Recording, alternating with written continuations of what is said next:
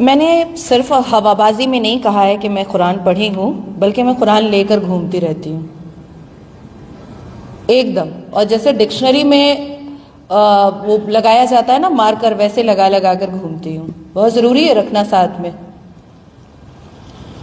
मस्जिदों में आज से नहीं, पिछले 77 साल से हिंदुओं को ये बताया गया है कि आपका भगवान कोई है ही नहीं।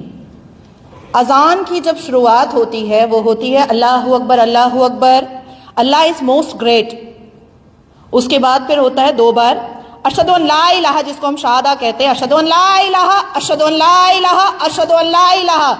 मैं टेस्टिफाई करती हूं, और इस्लाम के मानने वाले इस बात को टेस्टिफाई करते हैं कि इस धरती पर, इस आकाश पे कोई भी खुदा हो ही नहीं सकता है पूजनीय सिवाय मेरे अल्लाह और मेरे रसूल के।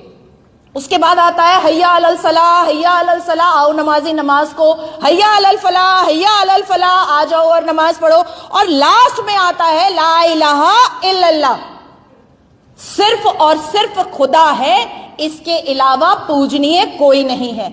अब आते हैं, ये मैंने आपको अजान का अर्थ बताया, और मुझे समझ में नहीं आता है कि हमारे शांतिपूर्ण समुदाय इतने बहरे हैं कि वो 77 साल से लाउड स्पीकर पर चिल्ला करके उनको मस्जिद में बुलाना पड़ता है, अदरवाइज वो जाते नहीं हैं। अब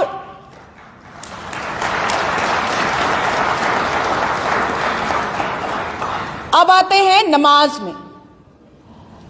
नमाज तो ये वजाहत करता है कि हिंदुओं को काफिर बोलो। नमाज तो ये सिखाता है कि हिंदुओं को चेतावनी दो, बुत परस्तों को चेतावनी दो और काफिरों को समझाओ। बल्कि आप काफिरों के लिए सिर्फ एक मैं ही जन्नत जाऊंगी भैया, यहां पर जितने लोग बैठे हैं, और मेरा भी नुकसान है जन्नत जाकर के, मुझे कोई 72 वर्ष नूर नहीं मिलने वाली, क्योंकि मैं लड़की हूं और लेस्बियन भी नहीं हूं, एकदम स्ट्रेट हूं। तो कुरान के नमाज में 4 खुल जो होते हैं वो हमें 5 वक्त नमाज में पढ़ना पड़ता है। और पूरे साल जो 365 दिन हम नमाज पढ़ते हैं 1825 बार, उसमें हम सूरे काफिरून को, खुल काफिरून को पढ़ते हैं, जिसका अर्थ भी बताऊंगी और अरबी भी बताऊंगी। खुल या अय्युहल काफिरून ला अबुदो माता बोदून वला अंतुम आबेदूना माबूद लकुम दीनकुम वलिय दीन। ए मजहब के मानने वालों, कह दो काफिरों को कि तुम जिसको पूजते हो मैं उसकी इबादत नहीं करता, और मैं जिसकी इबादत करता हूं उसको तुम नहीं पूजते हो। तो गोया काफिरों को ये संदेश दो कि तुम मेरे कभी नहीं हो सकते और मैं तुम्हारा कभी नहीं हो सकता। तो ये तो 5 बार और 1824 बार नमाज के द्वारा हमें रटाया जाता है, समझाया जाता है, बुझाया जाता है और कहलाया जाता है। लेकिन आप 1825 बार, लेकिन आप अगर नहीं खोल रहे अपनी आंखें तो ये आपका प्रॉब्लम है, ये हमारा प्रॉब्लम तो है नहीं। आपको समझाते समझाते तो अटैक करके कभी पैर तोड़वा लेती हूं मैं, कभी हाथ तोड़वा लेती हूं, कभी माथा फोड़वा लेती हूं मैं, और बाद में ये भी अफवाह उड़ जाती है कि 5 शादी नाजिया करके रखी है और उसमें हिंदू भी है, भैया पकड़ के लाओ वो हिंदू को। अब उसके बाद फिर आती है बात कि मदरसे में क्या समझाया जाता है। मदरसे में जिस हिसाब से आतंकी शिक्षा दी जाती है, मदरसे में कुरान की 26 वो आयतें जो हिंदुओं के खिलाफ इतनी ज्यादा भयंकर और भयानक है, उसको अगर आप अर्थ के साथ पढ़ेंगे तो मुझे लगता है कि आप भाईचारा भूल जाएंगे और आपको समझ में आ जाएगा कि 77 साल से आपके ये भाई नहीं थे और 1450 साल से आपको सिर्फ काटने, मारने, लूटने और फाड़ने की कोशिश में ही लगे हुए थे। कुरान इस बात की वजाहत करता है, कुरान इस बात को कई आयतों में बताता है, कई सूरतों में बताता है, कई वर्सेस में बताता है कि काफिर की गुंजाइश इस जमीन पर नहीं है। काफिर इस जमीन पर, इस धरती पर, इस सरजमीन पर नहीं रह सकता है। अल कुरान ने वाज़ह किया है अपनी 26 आयतों में, जिसमें आप सूरह तौबा अगर आप पढ़ेंगे तो सूरह तौबा के हर वर्सेस आपको यही बताएंगे कि अगर कोई काफिर किसी इस्लाम के मानने वाले के हत्थे आ जाए तो उसको दर्दनाक मौत दो, आराम वाला मौत नहीं।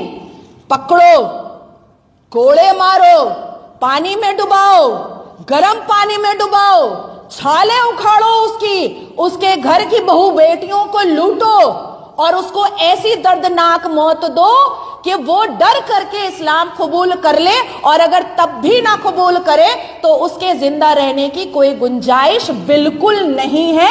ये कुरान का सूरह तौबा पढ़ लीजिए, कुरान की वो 26 आयतें पढ़ लीजिए।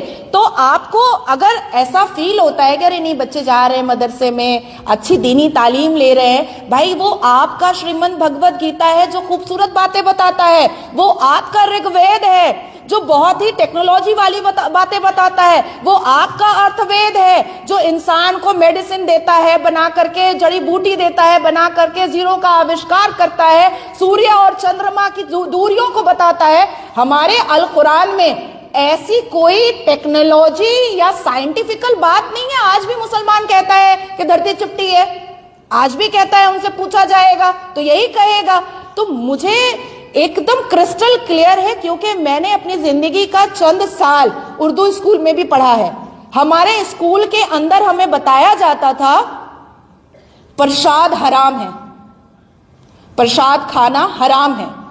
हमारे घर के आस पड़ोस में, क्योंकि मैं मुस्लिम कम्युनिटी में रही हूं, अब जाकर के मैं अपना जीवन बचाने के लिए हिंदुओं के भीड़ में रहती हूं, अपनी इज्जत आबरू बचाने के लिए हिंदुओं के भीड़ में रहती हूं, लेकिन मेरी जिंदगी का 25 साल गुजरा मुसलमानों के भीड़ में, जहां पर मैंने कभी भी हिंदुओं के पक्ष में कोई तारीफ नहीं सुनी, बल्कि हिंदुओं के पक्ष में नफरत और सिर्फ नफरत देखा।